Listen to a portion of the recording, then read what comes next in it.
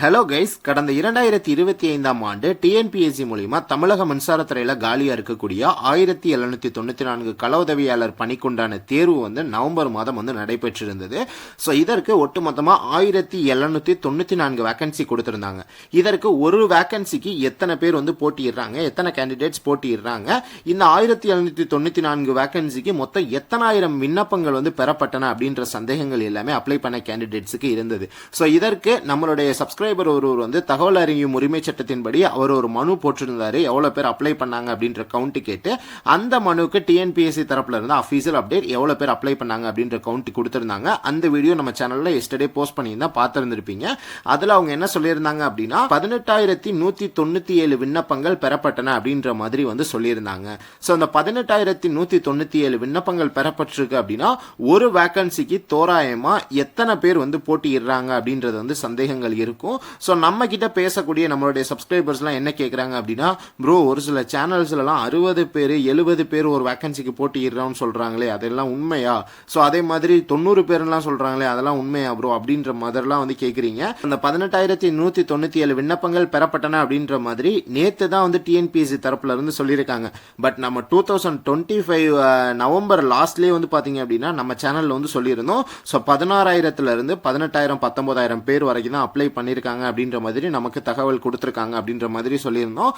அப்பவே நம்ம ஒரு ரேஷியோ சொல்லியிருந்தோம், 1:12 இல்லைனா 13 வரைக்கும் இருக்கலாம் காம்படிஷன். ஒரு வேகன்சிக்கு 13 பேர் இல்லைனா 12 பேர் வரைக்கும் போட்டியிட வாய்ப்புகள் இருக்கு அப்படின்ற மாதிரி நம்மளுடைய வீடியோஸ் எல்லாமே சொல்லியிருந்தேன். அப்போ 60 பேர் 70 பேர்லாம் போட்டியிடுவோம்னு சொல்றாங்களே ப்ரோ, அதுவும் உண்மையா அப்படின்ற மாதிரிலாம் அப்பயும் கேட்டீங்க. அதே கொஸ்டினை தான் இப்பயும் கேட்குறீங்க. ப்ரோ இந்த 60 பேர் 70 பேர்ன்றது உண்மையா அப்படின்ற மாதிரி கேட்குறீங்க. அதற்கான ஒரு தெளிவான விளக்கத்தை நான் இந்த வீடியோவில் கொடுக்குறேன். அதே மாதிரி இப்போ எலெக்ஷன் வரப்போறதுனால இந்த பணியிடத்தை முற்றிலும் கேன்சல் பண்ணிடுவாங்களா அப்படின்ற மாதிரியுமே சந்தேகங்கள் சில பேருக்கு இருக்கு. அதற்கான ஒரு தெளிவான விளக்கமுமே இந்த வீடியோல இருக்கு. சோ வீடியோ ஸ்கிப் பண்ணாம ஃபுல்லா பாருங்க. அண்ட் வீடியோக்குள்ள போறதுக்கு முன்னாடி நம்மளோட சேனலை இன்னும் நீங்க சப்ஸ்கிரைப் பண்ணல அப்படின்னா கீழே இருக்கக்கூடிய சப்ஸ்கிரைப் பட்டனை பிரஸ் பண்ணிட்டு கூடிய பக்கத்தில் வர பெல் ஐக்கான் பிரஸ் பண்ணி ஆல் என்ற ஆப்ஷனை செட் பண்ணிக்கிட்டீங்கன்னா நம்மளுடைய சேனல்ல போஸ்ட் பண்ணக்கூடிய எல்லா வீடியோஸையும் எப்போதுமே நீங்க மிஸ் பண்ணாம பார்க்க முடியும். சோ வாங்க வீடியோக்குள்ள போலாம். ஸோ ஒட்டு மொத்தமாக இந்த கள உதவியாளர் பணிக்கு 18,197 விண்ணப்பங்கள் பெறப்பட்டிருக்கு. ஸோ இதற்கு தேர்வு ஒட்டு மொத்தமாக எத்தனை பேர் அட்டன் பண்ணாங்க அப்படின்ற சந்தேகங்கள் இருக்கும் இல்லையா? ஸோ இதற்கு நம்மளுடைய அந்த சப்ஸ்கிரைபர் தகவல் அறியும் உரிமை சட்டத்தின்படி எவ்வளோ பேர் தேர்வு அட்டன் பண்ணியிருக்காங்க அப்படின்ற கொஸ்டினுமே கேட்டிருக்காங்க. ஸோ அதற்கு என்ன சொல்லியிருக்காங்க அப்படின்னா, ஸோ இதற்கு எங்களால் பதிலளிக்க இயலாது. இன்னும் அந்த தேர்வின் தெரிவு பணிகள் இறுதி செய்யப்படாத நிலையினால இந்த தகவல் இப்போதைக்கு கொடுக்க முடியாதுன்னு சொல்லியிருக்காங்க.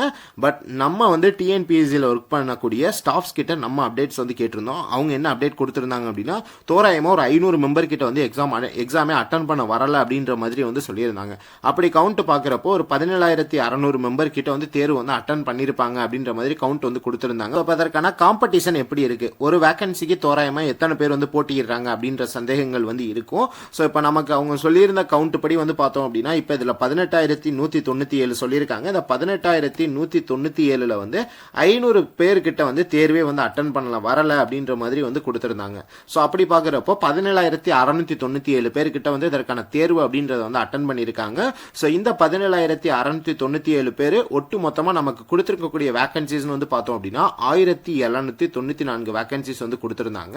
ஸோ இதோட 1,794 வேகன்சி போட்டோம் அப்படின்னா ஒரு வேகன்சிக்கு தோராயமா எத்தனை பேர் போட்டியிடுறாங்க அப்படின்னா 9 பேர்ல இருந்து 10 பேர் வரைக்கும் ஒரு வேகன்சிக்கு போட்டியிடுறாங்க. ஸோ இந்த 9 பேர் டு 10 பேர்ல குறைஞ்சது பார்த்தீங்கன்னா 4 பேர் தான் ஒழுங்கா படிச்சிருப்பாங்க. ஸோ 4 பேர்ல இருந்து 3 பேர் வரைக்கும் தான் ஒழுங்கா படிச்சிருப்பாங்க. அப்படி பார்க்குறப்போ ஒரு வேகன்சிக்கு 4 பேர் இல்லைன்னா 3 பேர் தான் போட்டியே.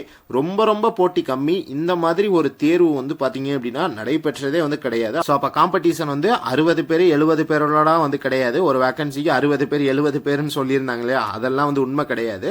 வெறும் 3 பேர் அல்லது 4 பேர் தான் உங்களுக்கு போட்டி அப்படின்ற மாதிரி நினைச்சுக்கோங்க. ஸோ இதை நினைச்சுக்கிட்டு பிசிக்கல் டெஸ்ட்டுக்கு இப்பல இருந்தே பிராக்டிஸ் பண்ண ஸ்டார்ட் பண்ணுங்க. பிசிக்கல் டெஸ்ட் கண்டிப்பா நடக்கும். ஸோ சில பேருக்கு இருக்கக்கூடிய சந்தேகங்கள் என்ன அப்படின்னா, எலெக்ஷன் வரதுனால previous time field assistant posting கொடுத்து எலெக்ஷன் முடிஞ்சக்கப்புறம் கேன்சல் பண்ணாங்களே, அந்த மாதிரி இதையும் கேன்சல் பண்ணுவாங்களா அப்படின்னு சொல்லிட்டு கேட்டிருந்தீங்க.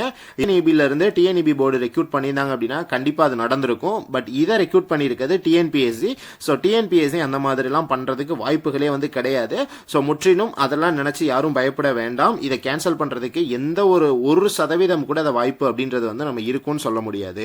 ஸோ அதே போல் வந்து பார்த்தீங்கன்னா ஸோ இப்போ ஃபிசிக்கல் டெஸ்ட் வந்து எப்போ நடக்கும் அப்படின்ற சந்தேகங்கள் இருக்கும். So physical test maybe election முடிஞ்சு நடக்கலாம் அப்படின்ற மாதிரி தான் நமக்கு வந்து தகவல் வந்து கொடுத்துருக்காங்க. ஸோ ரிசல்ட் மார்ச் மந்த்தில் எக்ஸ்பெக்ட் பண்ணலாம். பட் ஃபிசிக்கல் டெஸ்ட் எலெக்ஷன் முடிஞ்சு தான் நடக்கும் அப்படின்ற மாதிரி வந்து சொல்லியிருக்காங்க. ஸோ எந்த ஒரு அப்டேட்னாலும் அஃபீஷியல் அப்டேட் வந்தோம்னா நானே உங்களுக்கு தெரியப்படுத்துகிறேன். ஸோ நீங்கள் எதனாலும் தெரிஞ்சுக்கணும் அப்படின்னா நம்மளுடைய டெலிகிராம் சேனலை வந்து ஜாயின் பண்ணிக்கோங்க. டிஸ்கிரிப்ஷனில் டெலிகிராம் சேனலுடைய லிங்க் வந்து கொடுத்துருக்கேன். அதில் கிளிக் பண்ணி ஜாயின் பண்ணிக்கிட்டீங்கன்னா எந்த ஒரு அப்டேட் வந்தாலும் இமீடியட்டாக நான் அதுலேயுமே உங்களுக்கு தெரியப்படுத்துகிறேன். ஸோ தேங்க்யூ ஃபார் வாட்சிங் திஸ் வீடியோ. நீங்கள் இன்னும் நம்மளோட சேனலை சப்ஸ்கிரைப் பண்ணல அப்படின்னா கீழே இருக்கக்கூடிய சப்ஸ்கிரைப் பட்டனை ப்ரெஸ் பண்ணிட்டு கூடிய பக்கத்தில் வர பெல் ஐக்கான் ப்ரெஸ் பண்ணி ஆல் என்ற ஆப்ஷனை செட் பண்ணிக்கிட்டீங்கன்னா நம்மளுடைய சேனலில் போஸ்ட் பண்ணக்கூடிய எல்லா வீடியோஸையும் எப்போதுமே நீங்கள் மிஸ் பண்ணாமல் பார்க்க முடியும். தேங்க்யூ ஃபார் வாட்சிங் திஸ் வீடியோ. பை.